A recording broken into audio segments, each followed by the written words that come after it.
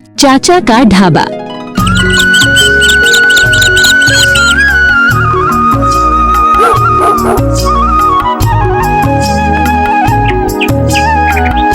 एक छोटा सा गांव था जो शहर से काफी दूर बसा था। उसी गांव के बीचों बीच एक पुराना सा मिट्टी का मकान था जिसमें रहते थे सबके प्यारे भोलाराम चाचा। चाचा की सबसे खास पहचान ये थी कि वे रोज होटल या ढाबा नहीं चलाते थे, बल्कि सिर्फ रविवार के दिन ही 100 किलो मटन पकाते थे। साथ में गर्मा गर्म चावल और कुरकुरा पापड़ भी परोसा जाता था। गांव में और भी कई होटल थे, लेकिन रविवार के दिन सारे होटल सुनसान हो जाते और भोलाराम चाचा के घर में मानो मेला सा लग जाता। तभी एक बूढ़ा आदमी भोलाराम चाचा से कहता है, भोलाराम चाचा, आपके खाने में जो स्वाद आता है वो किसी भी ढाबे में नहीं मिलता। ऐसा क्या मिलाते हैं 100 किलो मटन में? कुछ नहीं, बस आप सभी लोगों का प्यार है। तो चचा, आप रोज क्यों नहीं बनाते 100 किलो मटन? अरे रामू काका, रोज बनाऊंगा तो लोगों को वही स्वाद कहाँ मिलेगा। हाँ बेटा, बात तो सही कह रहे हो। उस रविवार को भी चाचा तड़के उठ गए और बाजार की ओर निकल पड़े। चलते चलते वो बाजार कसाई के पास पहुंच गए। बाजार के कसाई ने हंसते हुए कहा, चाचा, आज फिर 100 किलो मटन ले जा रहे हो। लगता है पूरे गांव का पेट तुम्हें ही भरना है।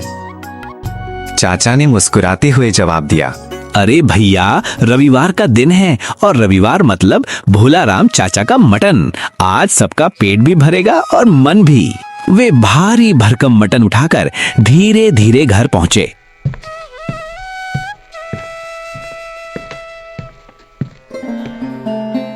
अंदर उनकी पत्नी गौरी चाची खड़ी थीं। चाची बोली, सुनते हो, इतना सारा मटन अकेले ढो लाते हो, थकान नहीं होती क्या? क्यों ना हम गांव में ही एक ढाबा खोल ले? चाचा हंस पड़े। अरे भाग्यवान, अगर ढाबा खोलेंगे तो रोज बनाना पड़ेगा। रोज बनाएंगे तो लोगों को वही स्वाद कहाँ मिलेगा? अभी तो लोग हफ्ते भर इंतजार करते हैं।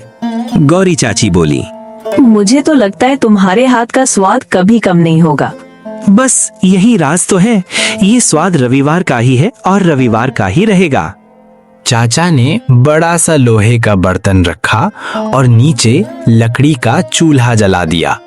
फिर उसमें अपना गुप्त मसाला डाला, जिसकी खुशबू पूरे आंगन में फैल गई।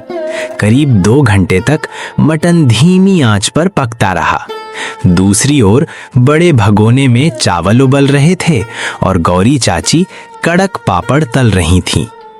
जैसे ही घड़ी ने 12 बजाए, लोग उमड़ पड़े। बच्चे चिल्लाए, चाचा जल्दी लाओ, भूख लगी है, जल्दी लाओ जल्दी लाओ। भोलाराम चाचा बड़े प्यार से प्लेट सजाते।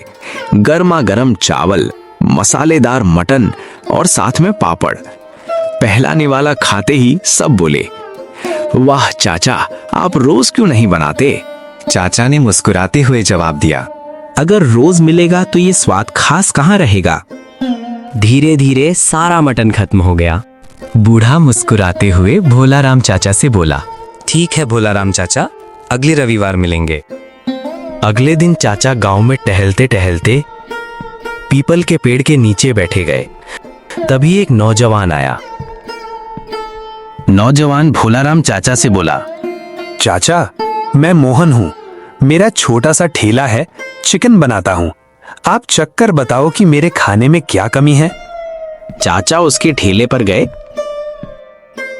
मोहन ने भोलाराम चाचा के लिए प्लेट लगाई।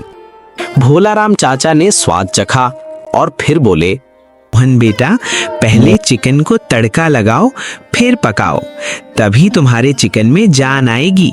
मोहन ने भोलाराम चाचा से कहा, धन्यवाद भोलाराम चाचा, फिर कभी आना ठेले पर। भोलाराम चाचा ने कहा, ठीक है मोहन, मैं अब चलता हूँ। मोहन ने भोलाराम चाचा से कहा, ठीक है भोलाराम चाचा, आराम से जाना। कोई दिक्कत हो तो हमें जरूर बताना, ठीक है? भोलाराम चाचा वहां से निकल गए। कुछ दूर जाकर चाचा अपने पुराने दोस्त श्यामलाल के घर पहुंचे। दोनों ने खूब हंसी मजाक किया। अगला रविवार आया। इस बार चाचा ने घोषणा की, आज हमारे मटन की सालगिरह है, सबको दुगना मटन मिलेगा। सारे लोग भोलाराम चाचा के घर भाग कर गए। गांव वाले खुशी से झूम उठे। भीड़ में एक शहर का आदमी भी आया था। वो भीड़ से निकलकर भोलाराम चाचा के पास आया और बोला, मैं शहर में होटल चलाता हूँ, रेसिपी बता दीजिए, बदले में पैसे ले लेना। भोलाराम चाचा ने उस आदमी से शांत स्वर में बोले, स्वाद सिर्फ मसालों से नहीं आता, इसमें इंतजार और प्यार भी घुला है। ये बिकाऊ नहीं है। वो आदमी नाराज होकर चला गया। एक रात गौरी चाची और भोलाराम चाचा बातें कर रहे थे। गौरी चाची ने भोलाराम चाचा से उदास होकर कहा, सुनिए जी, हमारे बाद ये राजपाट कौन संभालेगा? अरे भाग्यवान, भगवान हमारी जरूर सुनेंगे, देर से ही सही। इतने साल हो गए हैं, अब तो हम बूढ़े भी हो चुके हैं, लेकिन अभी तक हमारी एक भी संतान नहीं है।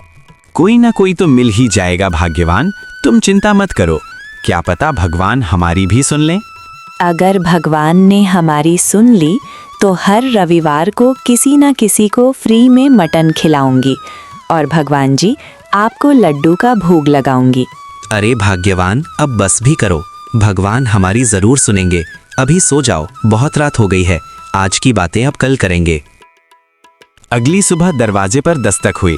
एक दुबला पतला लड़का खड़ा था। वो बहुत दुबला पतला था, जैसे कई दिनों से खाना ही नहीं खाया हो।